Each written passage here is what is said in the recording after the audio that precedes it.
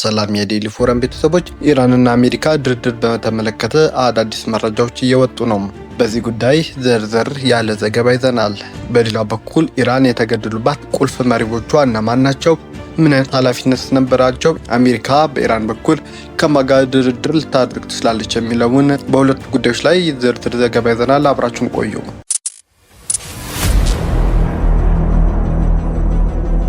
በመካከለኛው ምስራቅ የሚካሄደው ጦርነት ያስቆማል ተብሎ ተስፋ የተጣለበት የአሜሪካ ኢራን ንግግር በተመለከተ የሚወጡ መረጃዎች አሁንም እርስ በርሳቸው የሚጣረሱ ሆነዋል። ዋይት ሀውስ የፕሬስ ኃላፊ ካሮላይን ሌቪት ሐሙስ ዕለት ፕሬዚዳንት ትራምፕ ባለፉት 3 ቀናት ከኢራን ጋር ውጤታማ ንግግር ማድረጋቸውን እየገለጹ ነው። ኃላፊው አክለውም ዘመቻው ከተያዘለት ጊዜ ቀድሞ የተካሄደ መሆኑንና የኢራን አስተዳደርም መውጫ መንገድ እየፈለገ መሆኑን ተናግረዋል። የኢራን የውጭ ጉዳይ ሚኒስትር አባስ አራግቺ በበኩላቸው ከዋሽንግተን ጋር ፍጹም ተቃራኒ የሆነ አስተያየት ሰጥተዋል።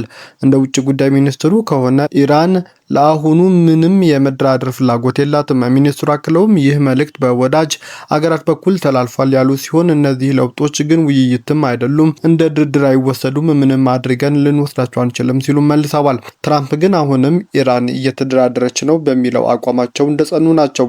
አክለውም በራሳቸው ሕዝብ እንገደላለን ብለው ስለፈሩ ለማመን ፈርተው ነው እንጂ እየተደራደሩ ነው ሲሉም ተደምጠዋል። አክለውም እኛም እንዳንገላቸው ይፈራሉም ብለዋል ትራምፕ። ሌላው አሜሪካ ጦርነት እንዲያበቃ በሚል ያቀረበችው ባለ 15 ነጥብ ምክረ ሀሳብ ራሱን የቻለ አወዛጋቢ ይሆናል። ረቡዕ ዕለት ኢራን 15 ነጥቦችን የያዘ ምክረ ሀሳብ ከአሜሪካ እንደደረሳትም ገልጻ ነበር። የኢራኑ ፕሬስ ቲቪ የአገሪቱ ከፍተኛ የፖለቲካና የጸጥታ ባለስልጣናትን ጠቅሶ ጦርነቱ ለማስቆም አገሪቱ የራሷን ቅድመ ሁኔታዎች እንዳላትም ዘግቧል። ይህ ጦርነት ላደረሰው ውድመትና የገንዘብ ካሳ ክፍያ የሚጨምር ባለ 5 ነጥብ ቅድመ ሁኔታ ኢራን አስቀምጣለች።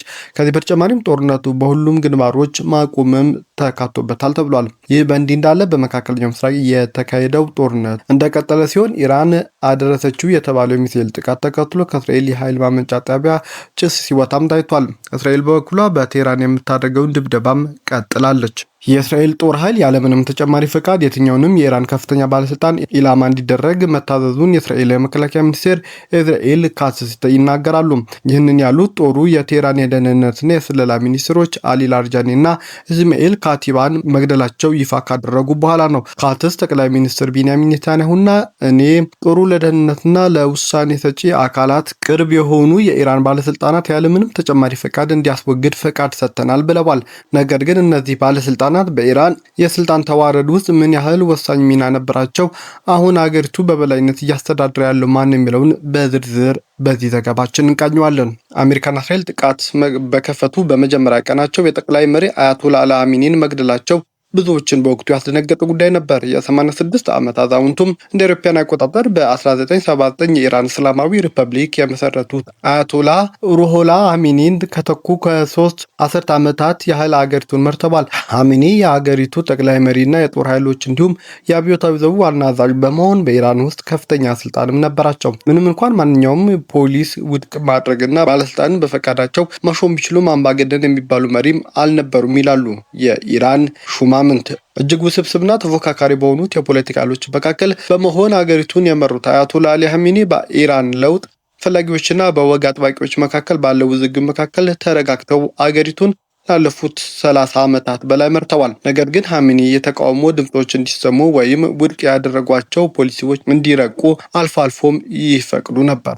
ሌላው አያቶላህን የተኩት ልጃቸው ሞጅታባ ኻሜኒ አባታቸውን ተክተው ከተሾሙ ጊዜ ጀምሮ በህዝብ እስካሁን ተስተውተው አይታወቁም።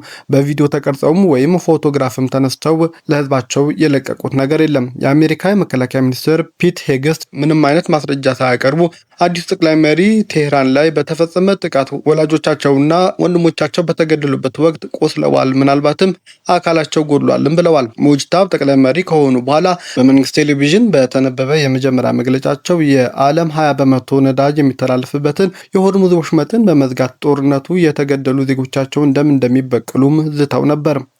አሊ ላርጃኒ በኢራን ውስጥ ከፍተኛ ተሰሚነት ያላቸው ሹም ናቸው። አሜሪካና እስራኤል በፈጸሙት ጥቃት ከልጃቸው ጋር የተገደሉት የ68 ዓመቱ አሊ ላርጃኒ ከኻሜኒ ሞት በኋላ ከተገደሉ የኢራን ከፍተኛ ባለስልጣን መካከል ዋናው ናቸው።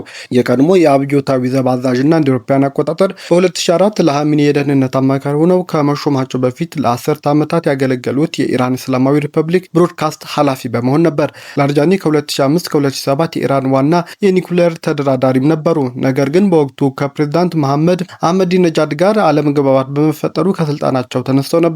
ለ12 ዓመታት የኢራን ፓርላማ አፈ ጉባኤ ሆነው የሚያገለግሉ ሲሆን ይህ ከየትኛውም ተሿሚ በላይ በኃላፊነት ላይ የቆዩ ያደርጋቸዋል። ላርጃኒ በጠቅላይ ብሔራዊ የጸጥታ ምክር ቤት ውስጥ ኻሜኒን የሚወክሉ ሲሆን በታህሳስና ጥር በኢራን በተካሄደ ተቃውሞ ላይ የባሳጂ ሚሊሻ ኃይሎች ጨምሮ ተቃዋሚ ሰልፈኞች ላይ ታይቶ በማይታወቅ መልኩ ጠንካራ እርምጃዎች መውሰዳቸው በስፋት ይገለጻል። የሰብአዊ መብት ተሟጋቾች እንደሚሉት በዚህ የተቃውሞ ሰልፍ ቢያንስ 6500 ሰዎች ሲገደሉ 53000 ሰዎች ደግሞ በቁጥጥር ስር መዋላቸው ይጠቅሳሉ።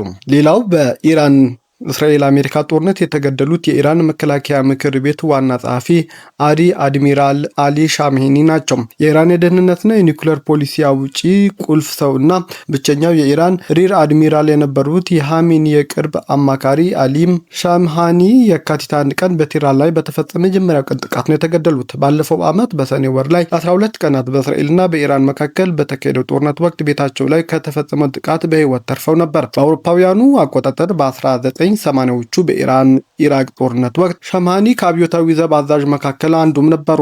ባለፉት 4 አስርተ ዓመታት ውስጥ በርካታ ቁልፍ ኃላፊነቶችንም በኢራን ውስጥ ተረክበው ሰርተዋል።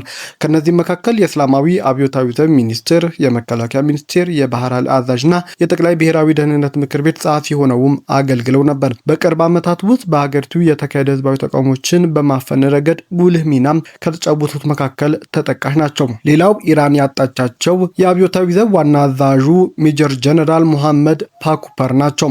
ሜጀር ጀነራል ሙሐመድ ፓኩበር በየካቲት 21 በቴህራን ላይ በተፈጸመው የመጀመሪያ ቀን ጥቃት መገደላቸው የኢራን መንግስት በወቅቱ ባወጣው ዘገባ ታውቋል። ለ16 ዓመታት የአብዮታዊ ዘብ የምድር ጦር አዛዥ በመሆን ያገለገሉት ጀነራሉ የአብዮታዊ ዘብ አዛዥ የነበሩት ሆሴይን ሳላሚ በ12 ቀኑ ጦርነት ከተገደሉ በኋላ ቦታቸውን ተረክበው የሀገራቸውን ጦር ሲመሩ ነበር።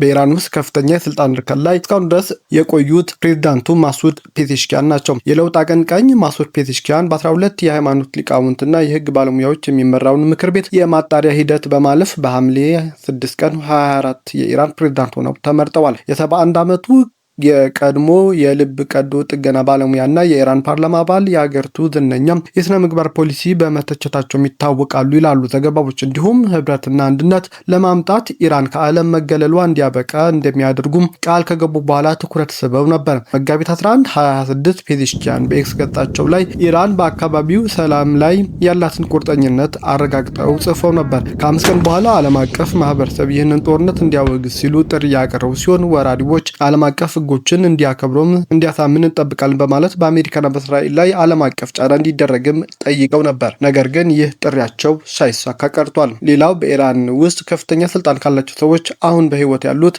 የኢራን ፓርላማ አፈ ጉባኤ ሙሐመድ ባገር ጋሊባፍ ናቸው። የኢራን ፓርላማ አፈ ጉባኤ ሙሐመድ ባገር ጋሊባፍ የአብዮታዊ ዘብ ደንብ ልብሳቸውን በሲቪል ልብስ በመቀየር የስርዓቱ ቁልፍ ሰው ናቸው ተብሎ ይታማሉ። የአውሮፕላን አብራሪ የሆኑት አፈ ጉባኤው የሀገሪቱ ፕሬዝዳንት ለመሆን ብርቱ ፍላጎት ያላቸው በመሆኑ 4 ጊዜ ተወዳድረው 4ም ጊዜ ተሸንፏል። የ64 ዓመቱ ጋሊባፍ አሁን ጦርነቱ በመምራት ቁልፍ ሚና ከሚጫወቱ ሰዎች መካከል ተጠቃሽ ናቸው ይላሉ ዘገባዎች። በኢራን የኢነርጂ መሰረተ ልማት ላይ የተሰነዘሩ ጥቃቶች ተከትሎ በኤክስ ገጻቸው ላይ አይን ላጠፋ አይን የሚለው መርህ ተግባራዊ ይሆናል፣ አዲስ የግጭት ምዕራፍ ይጀመራል ሲሉም በተደጋጋሚ ሲዝቱም ታይተዋል። ማክሰኞ መጋቢት 24 2026 ጋሊባፍ ሀገራቸው ከአሜሪካ ጋር ንግግር ለመጀመር የወጡ ሪፖርቶችን ተከትሎ ዳግም ከአሜሪካ ጋር ምንም አይነት ድርድር አልተደረገም፣ ይህ የሐሰት መረጃ የፋይናንስና የነዳጅ ገበያዎች ለመቆጣጠር እንዲሁም አሜሪካና እስራኤል ከገቡበት ማጥ ለመውጣት የተጠቀሙበት ነው ሲሉም ምላሽ ሰጥተው ነበር። አክለውም የኢራን ህዝብ አጥቂዎችን የተሟላና ጸጸት ውስጥ በሚከት ሁኔታ መቅጣት ይፈልጋል። ይህ ግብ እስኪሳካ ድረስ ሁሉም የኢራን ባለስልጣናት ከጠቅላይ መሪያቸውና ከህዝባቸው ጎን ቆመው ይዋጋሉ ሲሉም መናገራቸው ይታወሳል። ሌላው ኢራን ውስጥ ከፍተኛ ስልጣን ኖሯቸው እስካሁን ያልተገደሉት የኢራን የፖሊስ አዛዥ ብርጋዴር ጀነራል አህመድ ሬዛ ራዳን ናቸው። የፖሊስ አዛዥ የሆኑት ብርጋዴር ጀነራል አህመድ ሬዛ ራዳን ጥብቅ የማህበራዊ ህጎችን የማክበርና ተቃውሞችን የማፈን ኃላፊነት በተደጋጋሚ ተጥሎባቸው በስኬትም ሲወጡ ታይተዋል። በአውሮፓውያን 23 የሂጃብ ህግን የሚጥሱ ሴቶችን ለመለየትና ለመቅጣት በሚል የክትትል ካሜራዎችና ዘመናዊ ቴክኖሎጂዎች የሚጠቀመውን እቅድ ይፋ አድርገዋል። ይህንን ህግ ጥሰው የሚገኙ መኪናዎች ይወረሳሉ፣ ንግድ ተቋማትም ይዘጋሉ።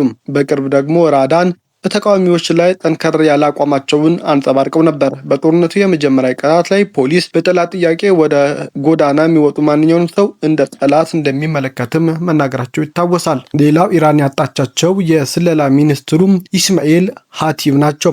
ኢስማኤል ሀቲብ በ21 በአደጋ በሞቱት የቀድሞ ፕሬዝዳንት ኢብራሂም ራኢስ የኢራን መከላከያ ሚኒስትር ሆነው ተሹመዋል። አሊ ሀሚኒን ጨምሮ በርካታ የሃይማኖት ከፍተኛ መሪዎች ስር የእስልምና ህግም ተምረዋል። እንዲሁም በኢራን የስለላ ሚኒስቴርና በጠቅላይ መሪው ቢሮ ውስጥ የተለያዩ ከፍተኛ ኃላፊነቶች ላይም ሰርተዋል። የሀገሪቱ ፕሬዝዳንት ፔዜሽኪያን የሀቲብ ሞትን ተከትሎ ባስተላለፉት መልእክት የእስራኤል የአየር ጥቃት ኢራን በከፍተኛ ሐዘን ውስጥ እንድትወድቅ አድርጎታል ሲሉ መናገራቸው ይታወሳል። በአሁኑ ሰዓት በኢራን ውስጥ ከፍተኛ ስልጣን ያላቸውንና ኢራንን በዲፕሎማሲው እያገለገሉ ያሉት የውጭ ጉዳይ ሚኒስትሩ አባስ አራክቺ ናቸው። የውጭ ጉዳይ ሚኒስትሩ አባስ አራክቺ በአሜሪካ የመካከለኛው ምስራቅ ልዩ መልእክተኛ ስቲቭ ዊትኮፍ መካከል ንግግሮች ስለመድረጋቸው የሚወጡ ዘገባዎች ቢኖሩም ውይይት ግን ገና ያልዳበረ እንደሆነም ተገልጿል። መጋቢት 15 2026 የውጭ ጉዳይ ሚኒስትሩ አባስ አራክቺ ለሲቢኤስ ኒውስ እና ኢራን ከእስራኤል ጋር ከአሜሪካም ጋር በምታደርገው ጦርነት የተኩስ አቁም ስምምነት ጠይቃ አታውቅም ብለዋል። ይህ የፕሬዝዳንት ትራምፕ እና የአሜሪካ የመረጡትን ጦርነት ነው፣ ራሳችንን የመከላከል ስራችንን እንቀጥላለን ሲሉም መናገራቸው ይታወሳል። የአሜሪካ የጦር ኃይል የጋራ እዝ ሊቀመንበር ጀኔራል ዳን ኬይን የዩናይትድ ስቴትስ እና የእስራኤል እቅድ የኢራንን አገዛዝ ማዘናጋትና ግራ ማጋባት ነው ሲሉም ተናግረው ነበር። ነገር ግን መጀመሪያ ላይ አሜሪካና እስራኤል ወደ ኢራን ጦርነት ሲገቡ መሪዎችን ለመግደል ዋነኛ ኢላማቸውና ፍላጎታቸው እንደሆነ መናገራቸውም ይታወሳል። አሜሪካም ሆነች እስራኤል ጦርነቱ በተጀመረ ጥቂት ቀናት ውስጥ በቴህራን ያገዛዝ ለውጥ ለማምጣት ዓላማ እንዳላቸውም ተናግረው ነበር። የአሜሪካ ፕሬዝዳንት ዶናልድ ትራምፕ በትሩዝ ሶሻል ገጻቸው ላይ በተደጋጋሚ ባጋሩት የቪዲዮ መልእክት ኢራናውያን መንግስታችሁን ገልብጡ ሲሉም ጥሪ አቅርበው ነበር። ይህ የእስራኤል ጠቅላይ ሚኒስትር ቤንያሚን ኔታንያሁ የኢራን ህዝብ እንዲነሳ ጥሪ ካቀረቡት ጋር የሚጣጣም ነው። ነገር ግን ሰማዕትነት ትልቅ ሃይማኖትና ፖለቲካ ዋጋ ተደርጎ በሚቆጠርበት ሀገር ውስጥ የእነዚህ ከፍተኛ መሪዎች ሞት የውድቀት ሳይሆን የቀጣይነት ማሳያ ተደርጎም በኢራናውያን ዘንድ እየታየ ነው። በኢራን ውስጥ በአሁኑ ሰዓት ጥቂት ከፍተኛ የመንግስት ሹማምንት ያሉ ሲሆን እነዚህ ሹማምንትም በተለያዩ ጊዜያት ከአሜሪካ ጋር ምንም አይነት በግልም ይሁን እንደ ሀገር የሚደረግ ድርድር እንደሌለም ተናግሯል። ነገር ግን በቅርቡ በሶስተኛ ወገን በኩል 15 ነጥብ ያለው የአሜሪካ የመደራደር ሀሳብ ደርሷቸው እንደሆነ ያረጋገጡት የኢራን ሹማምንት ኢራን የአሜሪካን 15 ነጥብ ውድቅ በማድረግ የራሷን ሀሳብ ለአሜሪካ ልካለች ሲሉም ተናግረዋል። ነገር ግን በዚህ ጉዳይ ላይ ከአሜሪካ ጋር በቀጥታ ማን እየተደራደረ እንደሆነ ግን ኢራን እስካሁን ከመግለጽ ተቆጥባለች። ቤተሰቦቻችን ዜናዎቻችን ከወደዳችሁት ላይክ አድርጉ፣ ለሌሎች ተደራሽ እንድንሆንም ሼር አድርጉም። አዲስ የሆናችሁ ቤተሰቦችም ሰብስክራይብ በማድረግ ቤተሰብ ይሁኑ። ሰናይ ጊዜ